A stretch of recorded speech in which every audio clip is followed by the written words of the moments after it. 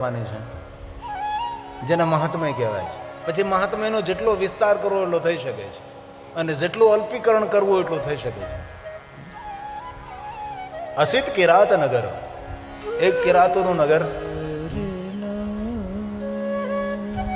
દેવરાજ નામનો એક બ્રાહ્મણ આ નગરમાં નિવાસ કરે છે. બ્રાહ્મણોનું કર્તવ્ય છે ધર્મનો પ્રચાર કરવો, પ્રસાર કરવો, લોકોને સાચો માર્ગદર્શન કરવું, પોતાએ પણ સારા માર્ગે ચાલવું, દરેકને સારા માર્ગો દેખાડવા.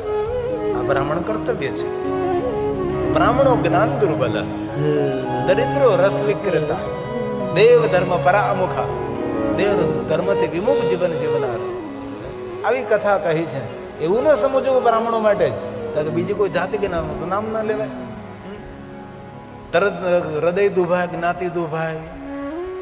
તેથી ભગવાન વ્યાસે બસ બ્રાહ્મણને એ કરીને કથાની રચના કરી.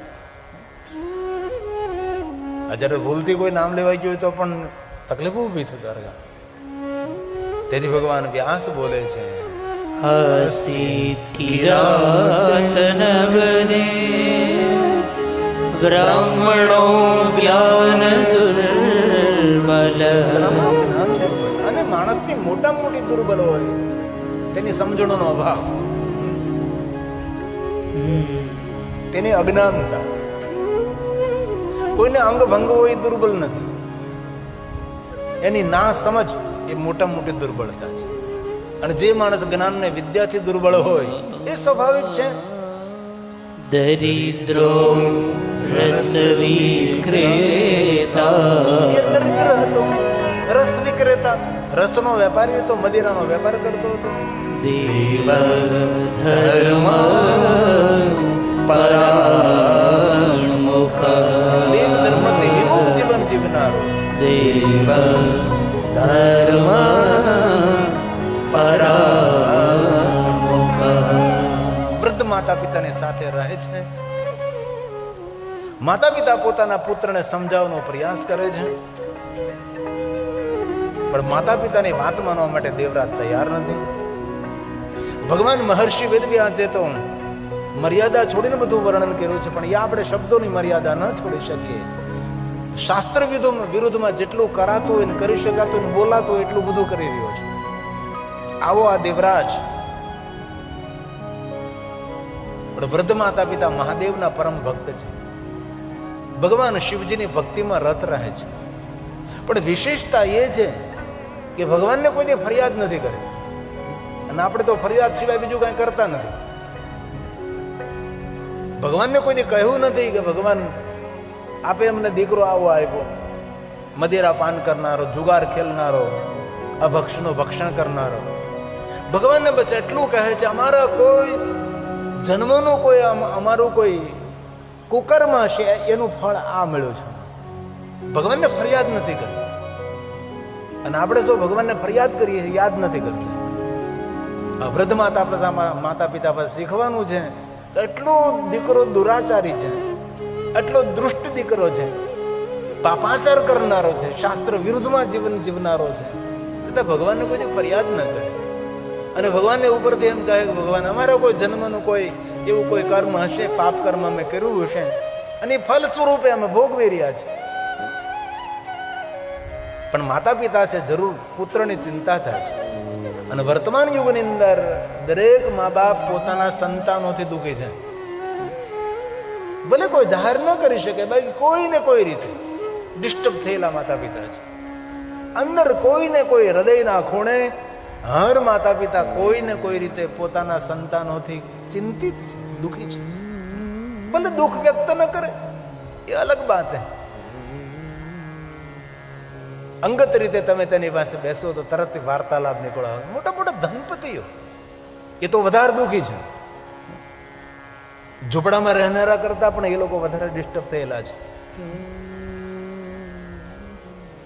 પણ વિશેષતા એ છે કે ભગવાન મહાદેવની ભક્તિમાં રત રહે છે. ભગવાનને ફરિયાદ નથી કરતા. ભગવાન તેમને આવો દીકરો શા માટે આપ્યો છે?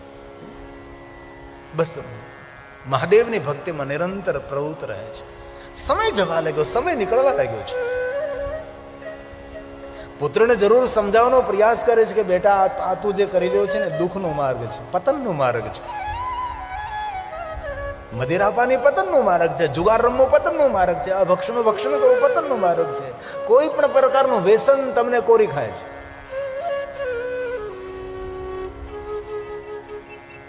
એક ગામમાં હું કથા કરવા ગયો હતો અને પેલે શિવ મહાપ્રભુ ભગવાનનું સ્વાગત થઈ રહ્યું હતું. આ તાજું દ્રષ્ટાંત છે. એટલે પેલો શિવ મહાપ્રભુ ભગવાનની આરતી ઉતારવા માટે દીપ પ્રજ્વલિત એટલે પવન લાગ્યું એટલે દીપ પૂજાઈ ગયો. સીધી વાત છે. મેં એક બાકસ માંગ્યું તો બધાય ભાઈઓ પોતાના ખિસ્સામાંથી બાકસ કાઢ્યા. બોલો, એના પરથી મને ખબર પડે કે આ બધા બીડીયું પીવે છે. કારણ કે બાકસ ક્યારે હવના ખીચામાં હોય ત્યારે જ હોય ને.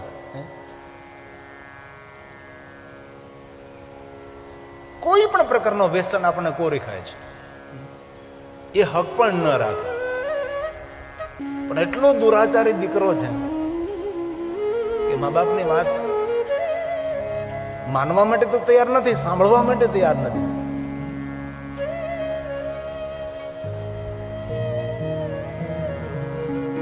ચિંતામાં સમય વ્યતીત થતો રહે છે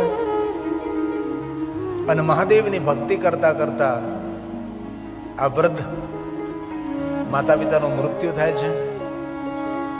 આ દેવરાજ તો ખૂબ રાજી થયો કે સારું થયું ગયા, હવે કોઈ મને કહેનાર નહીં, રોકનાર નહીં, ટોકનાર નહીં.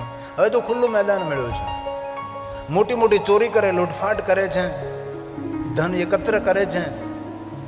પોતાના જેવા જ પોતાના મિત્રો, કારણ કે કોઈ માણસની ઓળખાણ તેનું સર્કલ છે, તેનું મિત્ર સર્કલ છે, તેની સાથે રહેનારા માણસો તેની ઓળખાણ હોઈ શકે છે. કોઈ દીકરીની સગાઈ કરવી હોય તો જેની સાથે સગાઈ કરવાની હોય એને બહુ પૂછવાની જરૂર નથી. એને કોની કોની સાથે મિત્રતા છે, એના ભાઈબંધો કેવા છે, એના પરથી તેની રૂપરેખા ખબર પડી જાય. એના જેવા તેના મિત્રો બધા જ સાથે બધી મહેફિલો કરે છે, નહીં કરવાનું બધું કરે છે. અહીં તો ભગવાન મહર્ષિ વેદવ્યાસજીની કલમ ચાલે પછી કમાલ કરે. એમાં કોઈ મર્યાદા ન હોય એવા બધું લખી નાખે, ભાઈ આવા પાપ કરતો હતો, આવા કર્મો, આવા કુકર્મો કરતો હતો. સમય વીતવા લાગ્યો છે. ભરચક યુવાની છે. માતા પિતાનો એક ડર હતો, એ ડર પણ જતો રહ્યો છે. પણ બન્યું એવું, જ્યાં સુધી યુવાની હતી ચોરી કરતો રહ્યો, લૂંટ કરતો રહ્યો, જુગાર રમતો રહ્યો, મદિરા પાન કરતો રહ્યો, નહીં કરવાના કુકર્મો કરતો રહ્યો. સમય હાથમાંથી સરી ગયો છે અને ધીરે ધીરે દેવરાજની વૃદ્ધાવસ્થાનો પ્રારંભ થયો છે. અને આ જીવનને આ વાત ગંભીર છે. હાથમાંથી સમય ક્યારે સરી જાય છે ને એની આપણને ખબર નથી રહેતી. અને ગુમાયેલું બધું પાછું મળે છે, પણ આપણા જીવનનો ગયેલો સમય પાછો, ભૂત ભવિષ્ય કોઈ દિવસ પાછો નથી મળતો. હવે આ દેવરાજની વૃદ્ધાવસ્થાનો પ્રારંભ થયો. શરીરમાં રોગ ફૂટી નીકળ્યા, કારણ કે અભક્ષનું ભક્ષણ કરનારો માણસ હતો. અનેક પ્રકારે વ્યસન કરતો હતો અને જીવનમાં જુગાર, મદિરાપાન. કઈ રીતે માણસ પોતાની વૃદ્ધાવસ્થામાં સુખી થાય? કારણ કે વૃદ્ધાવસ્થાને સુખી કરવી હોય તો યુવાનીમાં સાવધાન રહેવું પડે ને. હવે ચોરી કરી શકતો નથી, લૂંટ કરી શકતો નથી, તેથી આ દેવરાજ દુઃખી થવા લાગ્યો છે. નગરમાં ભટકવા લાગ્યો છે. પોતાની સાથે રહેનારા, વાહવાહી કરનારા અને ખુશામત કરનારા મિત્રોની પાસે જાય છે, પણ કોઈ મિત્રો તેની સાથે રહેવા માટે હવે તૈયાર નથી. કારણ કે આ તો દુનિયા છે. જ્યાં સુધી સારા દિવસો હોય ત્યાં સુધી સૌ ચારો તરફથી પ્રશંસા થતી હોય છે, અને જ્યારે નબળા દિવસો આવે ત્યારે કોણ પ્રશંસા કરે, કોણ સાથે રહે? દેવરાજ કિરાતોના નગરમાં ભટકવા લાગ્યો છે અને ગડપણ એટલું બધું જોરથી વધે છે. મોટા થતા બહુ વાર લાગે, પણ ગડપણની વૃદ્ધિ થતા વાર નથી લાગતી. જોતામાં ગડપણ આવી જાય, ખબર ન પડે. ચાલવાની શક્તિ, બોલવાની શક્તિ, સાંભળવાની શક્તિ, પાચન શક્તિ, દરેક શક્તિઓ મંદ પડે છે. અને વૃદ્ધાવસ્થાને દિવ્ય બનાવવી તો યુવાનીમાં દરેક માણસે સાવધાન રહેવું છે. અને જે જીવનમાં ક્રાંતિ કરવી છે એ યુવાનીમાં થઈ શકે છે, વૃદ્ધાવસ્થામાં નહીં. આ માણસનું ગડપણ એટલું બધું દુઃખદ આવ્યું. વાળ વિખાઈ ગયા, પગ તરડી ગયા, કપડાં ફાટી ગયા, ચહેરો ખરડાઈ ગયો. એ ગાંડો એક પાગલ માણસ હોય તેવી રીતે આ નગરમાં ફરી રહ્યો છે. નથી ઘરમાં ખાવા માટે, નથી કપડાં પહેરવા માટે, દુઃખી છે. લોકોને દ્વારા ભટકે છે, ભાઈ મને ખાવાનું આપો ને. અરે ભોજનની ક્યાં વાત કરો, કોઈ આવકાર આપવા માટે તૈયાર નથી. દુઃખી થયો દેવરાજ. શા માટે દુઃખી થયો? કારણ કે યુવાનીમાં સાવધાની નહીં રાખી. અને દરેક યુવાને પોતાની યુવાનીનો સમય ગુમાવવો નહીં જોઈએ. એક પલ મૂલ્યવાન હોય છે યુવાનીની અંદર, અને બહુ સમય ઓછો હોય છે યુવાનીનો, અને ઓછા સમયમાં ઘણું બધું કરવાનું હોય છે. પરિવારને સંભાળવાનો, પરિવાર ઊભો કરવાનો, એ પરિવારને ઠેકાણે પાડવાનો, ત્યાં ઠેકાણે માણસ પડી જતો હોય છે. દુઃખી થયો દેવરાજ. નગરમાં ભટકે છે. હવે શું કરું? નગરમાં લોકો અપમાનિત કરે છે, ધૂતકારે છે, આ તો ચોર છે. નહીં બોલવા જેવા શબ્દો ગામના લોકો બોલે છે. કારણ કે દેવરાજ પાસે નથી પ્રતિષ્ઠા, નથી પૈસા. અને જીવનમાં આ વાતને ખૂબ યાદ રાખવી. પૈસા ભલે ઓછા હોય, પણ પ્રતિષ્ઠા તો હોવી જ જોઈએ. અને પ્રતિષ્ઠા કોને મળે? જેના જીવનમાં નિષ્ઠા હોય. નિષ્ઠાવાન માણસો પ્રતિષ્ઠા મેળવી શકે. ધર્મનિષ્ઠ હોય, કર્મનિષ્ઠ હોય અને નિષ્ઠાવાન હોય, એને સમાજમાં પ્રતિષ્ઠા મળે છે. ભલે પૈસા થોડા ઓછા હોય, વાંધો નથી, પણ સમાજમાં આપણો મોભો હોવો જોઈએ. આપણા સમાજમાં આપણું વજન હોવું જોઈએ. શરીરનું વજન ભલે ઓછું હોય, પણ સમાજમાં વજન હોવું જોઈએ. આમ 5 માણસો બેઠે ને તમારો પ્રવેશ થાય એટલે 5 માણસો ઊભા થાય, એમ કે નહીં ભાઈ અહીંયા બેસો. આને જીવન કહેવાય. આપણે તો 5 માણસો બેઠા ને જાય ખરા, ઊભા થાય, ઊભા થઈને વૈયા જાય કે આ ક્યાં આવી પડ્યો અત્યારે. આને જીવન કહેવાય છે. આ દેવરાજે નહીં પ્રતિષ્ઠા મેળવી, નહીં પૈસા મેળવ્યા, અને વૃદ્ધ અવસ્થાના ઉંમરે આવીને ઉભો રહ્યો. હાથમાં કાંઈ ન રહ્યું. અને જાજે ભાગે માણસોની હાલત આ થાય છે. અને પછી વૃદ્ધ અવસ્થામાં રોવાના મજૂરો નથી મળતા. જીવનના દરેક કામો કરવાના મજદૂર મળે છે, દાડિયા મળે છે, દપડિયા મળે છે, પણ વૃદ્ધાવસ્થામાં જે દુઃખી થાય રોવાના મજદૂર નથી મળતા. તેથી વૃદ્ધાવસ્થા દુઃખદાયક હોય છે. અને વૃદ્ધાવસ્થાને દિવ્ય બનાવ્યું હોય તો દરેક યુવાને પોતાના યુવાનીમાં સાવધાન રહેવું જોઈએ. ગપ્પા મારીને વ્યર્થ સમય ન ગુમાવાય. બેઠા સમયનો વ્યય ન કરાય. વ્યર્થ વિચારો કરી અને માનસિકતાને ખરાબ ન કરાય. વ્યર્થ ચિત્રો જોઈને જીવનને બરબાદ ન કરાય. જીવનને ગંભીરતાથી જોવાની જરૂર છે. અને લગભગ સમાજની અંદર જોઈએ, લગભગ આજનો યુવાન બહુ જ ઓછો યુવાન પોતાના જીવન પ્રત્યે સતર્ક છે અને સાવધાન છે. બાકી દરેક યુવાન ધ્યાન જ નથી, તેનું ખબર જ નથી. આ દેવરાજની કથા જીવનને એક શ્રેષ્ઠ પ્રેરણા પણ છે. અંતે આ દેવરાજ કિરાતનું નગર છોડી અને જવા લાગે છે. ક્યાં જવું તે કાંઈ નક્કી નથી, બસ જવા લાગ્યો, ચાલવા લાગ્યો. શરીરમાં રોગની પીડા છે, ભૂખની પીડા છે, માનસિકતા અસ્તવ્યસ્ત છે, કારણ કે વૃદ્ધ અવસ્થા છે, નિર્ણય શક્તિ ખતમ થઈ જાય છે. બુઢાપો બહુ ભયંકર હોય છે. જેને આવ્યો છે તેને ખબર હોય છે. નિર્ણય શક્તિ ન રહે, પાચન શક્તિ ન રહે, ચાલવાની શક્તિ ન રહે, સ્મરણ શક્તિ ન રહે, સમજ શક્તિ ન રહે, યાદ શક્તિ ન રહે, અને વૃદ્ધ અવસ્થા બુઢાપો કહેવાય છે. ભજ ગોવિંદમ મૂઢમતી તો ભજ ગોવિંદમ.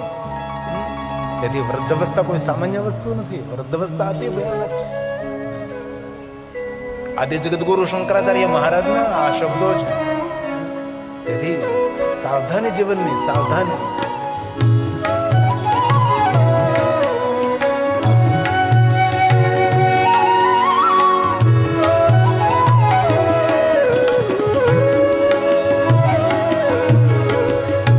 અંગમ ગલિતમ ફલિતમ મુંડમ દશન વિહીનમ જાતમ તુંડમ વૃદ્ધો યાતિ ગૃહીત્વા દંડમ તદપી ન મુંચ ત્યાશાપિંડમ ભજ ગોવિંદમ ભજ ગોવિંદમ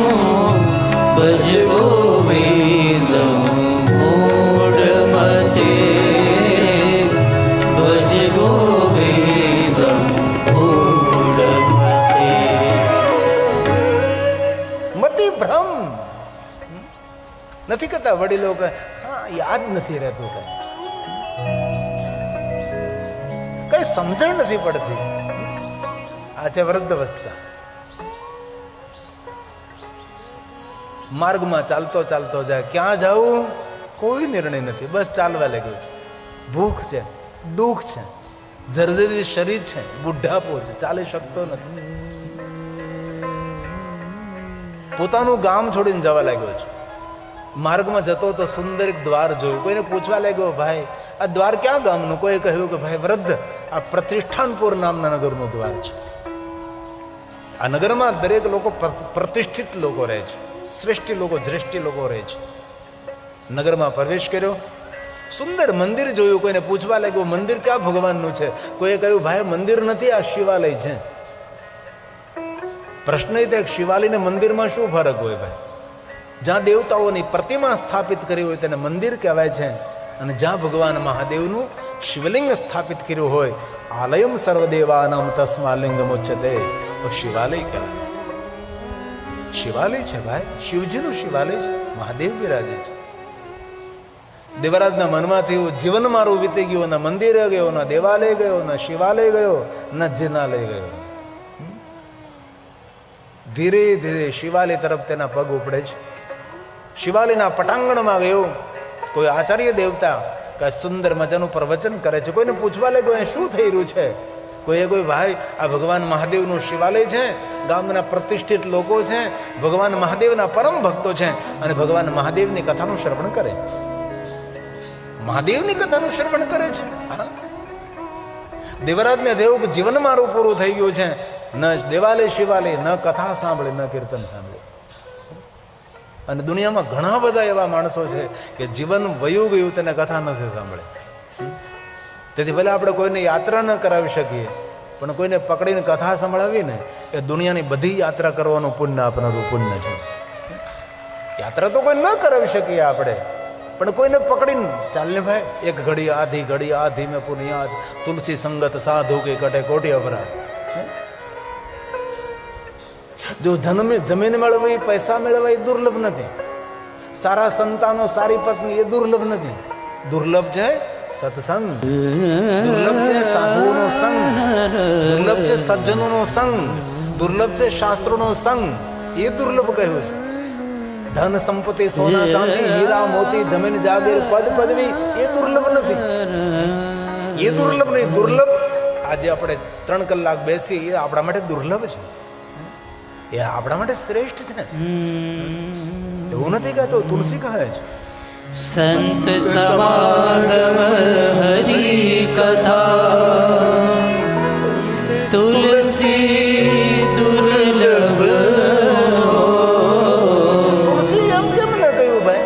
જમીન જાગીર દુર્લભ હોય, ધન સંપત્તિ દુર્લભ હોય, સોના ચાંદી હીરા મોતી દુર્લભ હોય. નહીં, એ સબ દુર્લભ નથી. જે આપણને અવસર મળ્યો છે એ આપણા માટે દુર્લભ છે. અને અંતરિયાળ ગામડું, હાવ ગામડું ગામ, અને વાગડ વિસ્તાર, ચારે બાજુથી સુંદર પવન આવે, એ પાછો ગરમ ગરમ. અને વાગડ વિસ્તારમાં અને વગડામાં આપણને કથાનો લાભ અપાયો એ રાઠોડ પરિવાર દિનેશભાઈ. ભલે બહાર ધોમ ધકતો તડકો છે, પણ કથા તો ઠંડક આપનારી છે, કથા તો શીતળતા આપનારી છે, કથા તો શાંતિ આપનારી છે. કોઈ આપણને પૂછે કથા શું આપે? શાંકરો પરમામ કથામ, કથા શાંતિનું દાન કરે છે, અને શાંતિ વેચાતી ન મળે. તેથી આપણા માટે દુર્લભ સોના ચાંદી હીરા મોતી પદ પદવી જમીન જાગીર એ દુર્લભ નથી. તુલસી એમ કહે છે કે જો કોઈ વસ્તુ દુર્લભ હોય, સંત સમાગમ હરી કથા, તુલસી દુર્લભ હો, સુતદારા અરુ લક્ષ્મી, પાપી के घर भी हो, पापी के घर भी हो. કથામાં જઈને બેસી ગયો છું, કથામાં ચિત્ત નથી, કથામાં ભાવ નથી, કથા પ્રત્યે કોઈ આદર પણ નથી. બસ શિવાલય હતું, કોઈ આચાર્યજી કથા કહેતા હતા અને તેને સાંભળવું લેવું કે ભગવાનની કથા હોય ને ખાવા મળે, ભોજન મળે, પ્રસાદ મળે. તેમને થયું કે કથા પૂરું થશે એટલે મને કાંઈ ભોજન મળશે. કોઈ પણ હેતુથી કથામાં આવ્યું છે, હેતુ ગમે તે હોય, પણ કથામાં તેનો મંગલ પ્રવેશ થયો અને દેવરાજ કથામાં બેસી ગયો. વૃદ્ધ શરીર છે, રોગથી ખરડાયેલો છે, કારણ કે માંસાહારી વ્યક્તિ, વ્યસન કરનારો માણસ એ ખોખલો હોય છે. અને બહુ હૃદયથી એક વાત કહું છું, શરીરને જે જરૂર ન હોય એ જઠરાગ્નિમાં નખાય નહીં. જે આપણને જરૂર જ નથી એવી વસ્તુ ખવાય પીવાય નહીં. પછી ગુલાબ જાંબુ ભલે આમાં પડ્યા હોય, પણ શરીરને જો જરૂર નથી તો ગુલાબ જાંબુ ન ખવાય. અને આપણે કેટલા માણસ ગુલાબ જાંબુ કહીએ, નથી ગુલાબ નથી જાંબુ તોય તેને ગુલાબ જાંબુ કહીએ આપણે.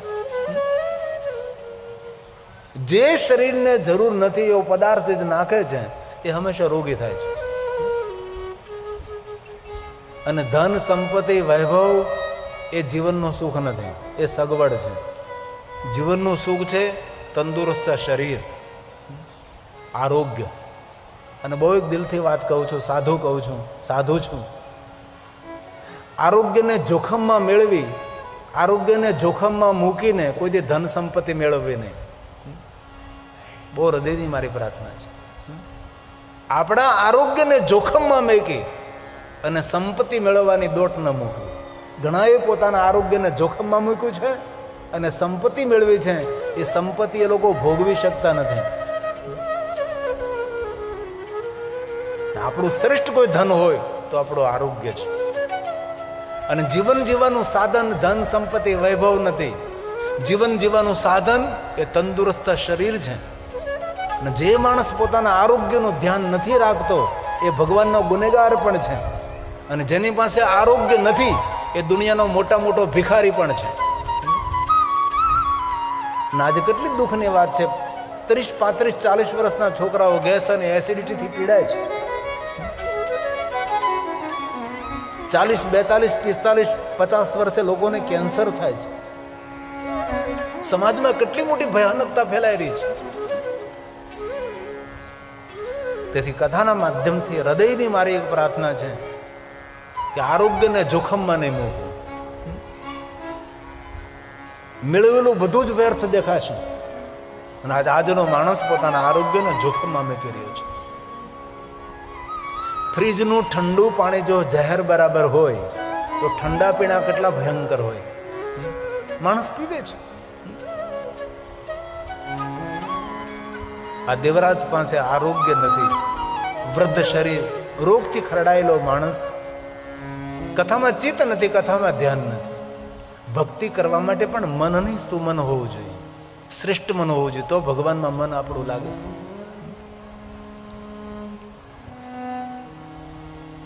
કથા સ્થળે ધીરે ધીરે શ્વાસની ગતિ અટકવા લાગી છે, શ્વાસની ગતિ રૂંધાવા લાગી છે.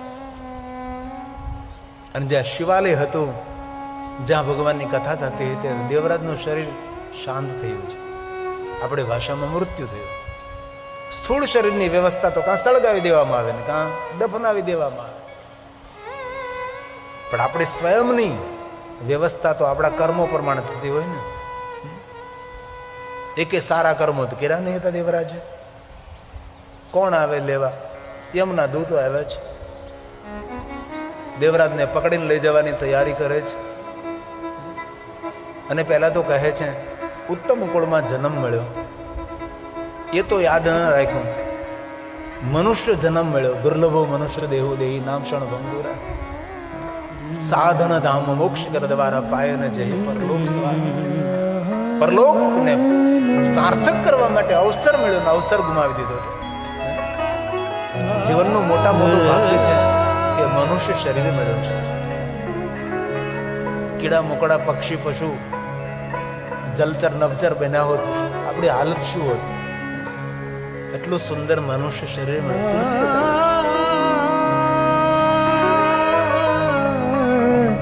બડે ગણના ક્યાં માનો?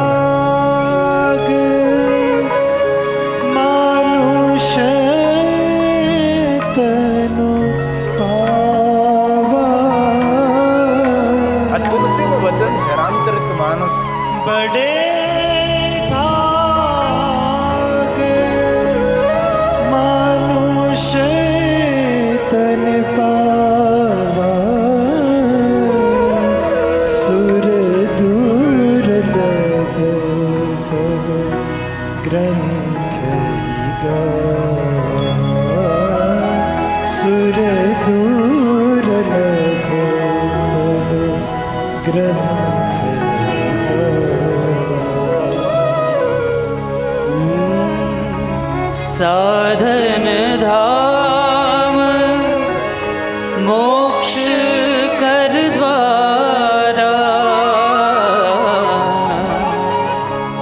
સાધન ધામ મોક્ષ કર દ્વારા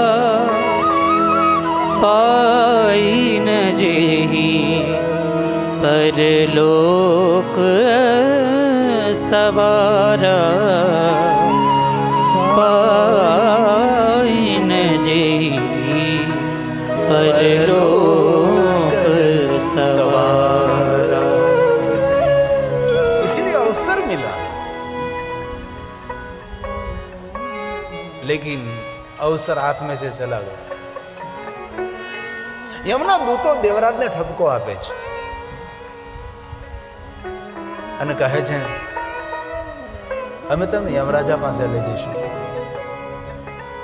28 પ્રકારના નરકોની સજા ભોગવવાની છે. શિવ મહાપુરાણ ગ્રંથમાં નરકોનું વર્ણન છે. નર્ક બોલવું સહેલું લાગે, પણ એનું વર્ણન આપણે શાસ્ત્રોમાં સાંભળ્યું તો આપણે થાય કે આવું બધું છે. અને સીધી તે નર્કનો અર્થ થાય જીવન જીવવામાં કોઈ રુચિ ન રહે એ નરક કહેવાય. ન અર્ક,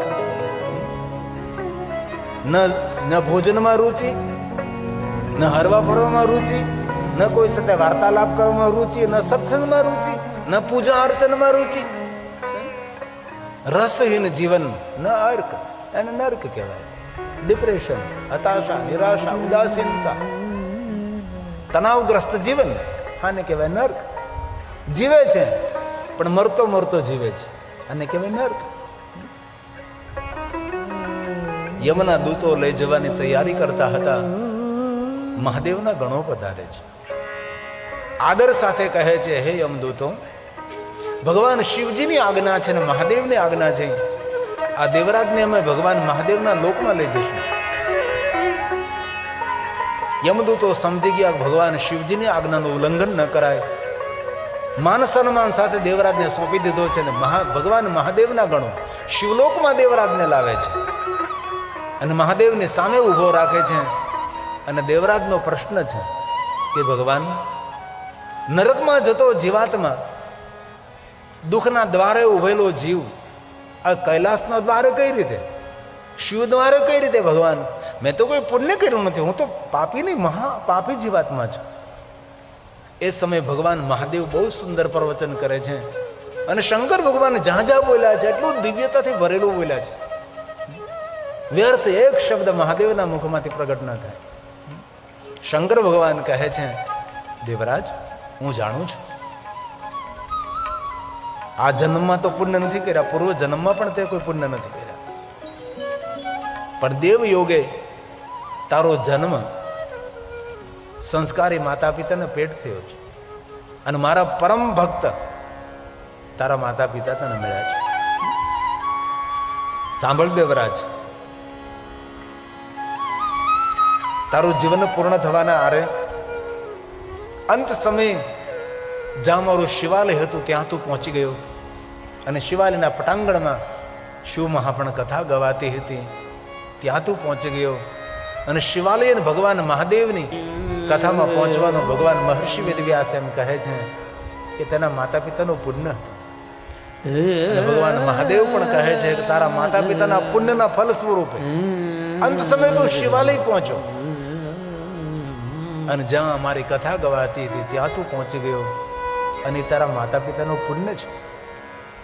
અને સાંભળ દેવરાજ, જે કોઈ મનુષ્ય મહાદેવની જે કોઈ મનુષ્ય શિવ મહાપણ કથાનું શ્રવણ કરે છે એ પાપી હોય કે ન પણ પાપી હોય એ મુક્તિનો અધિકાર છે. આ શ્લોક સ્વયં મહાદેવ બોલ્યા છે. શંકર ભગવાન સ્વયં દેવરાજને કહે છે કે દેવરાજ સાંભળ, ધન્ય શિવ પુરાણસ્ય કથા પરમ પાવની. જગતને પાવન કરનારી, મનુષ્ય માત્રને ધન્ય કરનારી, શ્રવણ કરવા માત્ર તે મનુષ્ય મુક્તિને પ્રાપ્ત થાય. યસ્ય શ્રવણ માત્રેણ પાપેયાનપી મુક્તિ.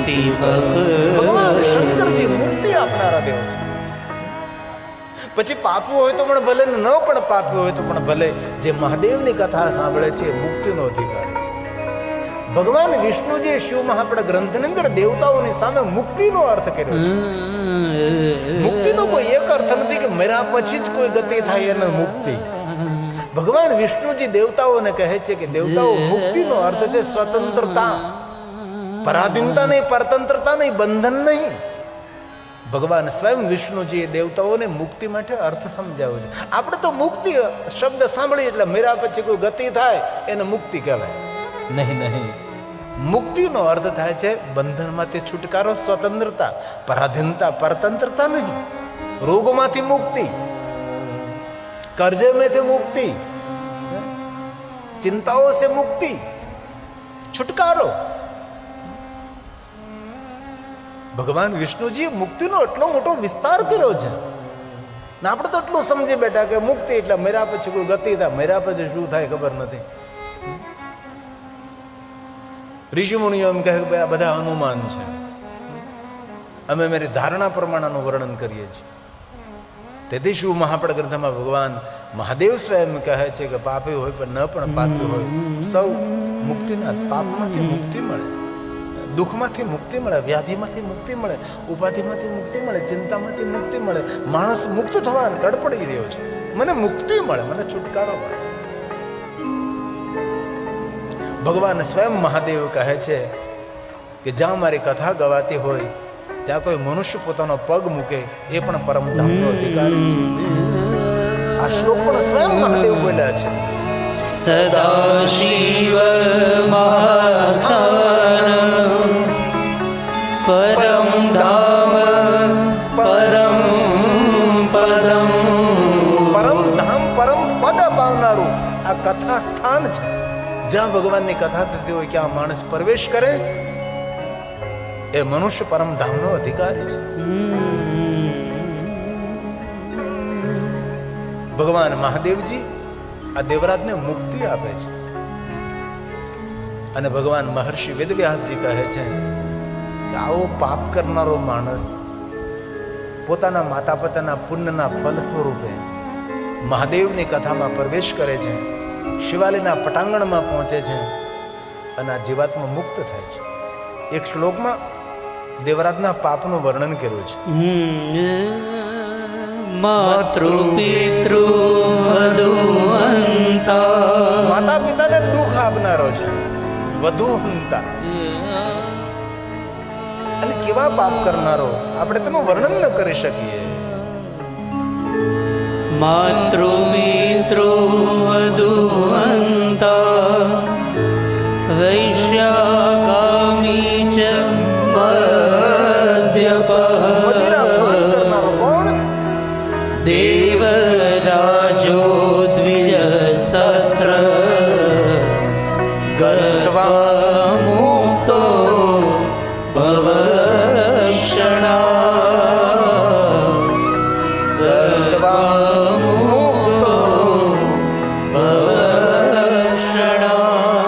પાપી માણસ અજાણતા, ભાવહીન જો ભગવાનની કથાનું શ્રવણ કરતો હોય અને એ પાપી જીવાતમાં જો મુક્ત થઈ જતો હોય તો આપણે ક્યાં દેવરાજ જેટલા પાપો કર્યા છે. અને ભગવાનની કથામાં ભગવાનના નામમાં તો અદ્ભુત શક્તિ છે. ભાવ કભાવ અલખ આલસ નામ જપત મંગલ દિશી દસ.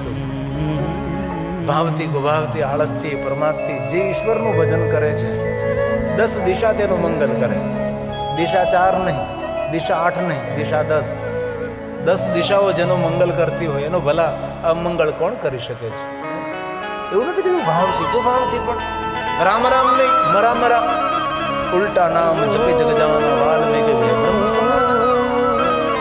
10 દિશા મંગલ કરે છે. ભાવ કભાવ અલખ આલસ, ભાવ કભાવ અલખ આલસ, નામ જપત મંગલ દિશી દશ, નામ જપત મંગલ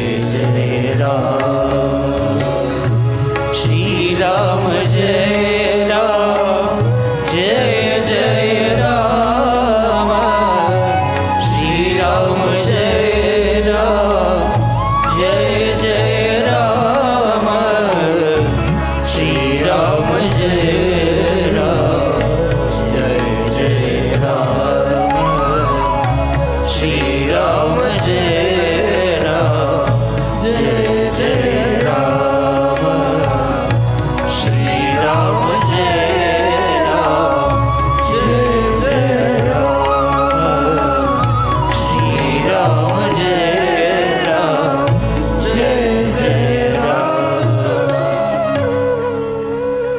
સુત પુરાણજી પ્રયાગ તીર્થમાં કહે છે, હે મહાત્માઓ, દેવરાજ નામનો જીવાત્મા પરમ ગતિને પ્રાપ્ત થાય છે. મહાત્માઓ કહે છે, અરે સુત પુરાણજી, કૃતાર્થોમ કૃતાર્થોમ. આવા પાપી જીવાત્માઓ અજાણતા ભગવાન મહાદેવની કથાનું શ્રવણ કરવા માત્રથી જો મુક્તિને પ્રાપ્ત થતા હોય તો ભગવાન આ કથાનો મહિમા કેટલો છે. સર્વ મહાત્માઓ સુત પુરાણને કહેવા લાગ્યા, હે સુત પુરાણજી, સૂત સૂત મહાભાગ હે મહાભાગ્યવાન સુત પુરાણજી, સર્વજ્ઞોસી મહામતે. હે સુત પુરાણજી, તમે દરેક વસ્તુને જાણનારા છો. આ સુંદર મહાત્મય કથાનું શ્રવણ કરતા અમે કૃતાર્થ થયા છે. આ કથા સાંભળતા અમને ઘણી બધી પ્રેરણાઓ મળે છે. કથામાં કોઈ નવી પ્રેરણા મળે, કોઈ નવી દિશા મળે, કોઈ નવો સંદેશ મળે, કોઈ નવી દ્રષ્ટિ મળે. ત્વત્ પ્રસાદા કૃતાર્થોહમ કૃતાર્થોહમ પુનઃ પુનઃ કૃતાર્થોહમ પુનઃ પુનઃ પુનઃ ફરી ફરી આવી સુંદર સુંદર કથા સંભળાવવાનો પ્રયાસ કરો. સુત પુરાણજી, તમે ધન્ય છો. અમે આજ કથા સાંભળી છે, અમને એવું લાગે છે અમે પણ ધન્ય છે. અને ભગવાનની કથા તો ધન્ય કરનારી છે જ. કેટલી સુંદર વાત કરી. કથા કહેનાર આપ તો ધન્ય છો. અમે સાંભળી રહ્યા છીએ, અમે પણ ધન્ય. અને ભગવાનની કથા તો જગતને ધન્ય કરનારી છે. ધન્ય ધન્ય કથા શંભો. મહાદેવ, તમારી કથા ધન્ય છે. સ્તવં ધન્યો ધન્યેવ ચ યદા કર્ણેન માત્રેણ. જે કોઈ સાંભળે છે શિવલોકં વ્રજેન શિવલોકં વ્રજેન. જે કોઈ કથા સાંભળે છે એ મહાદેવના લોકના અધિકારી.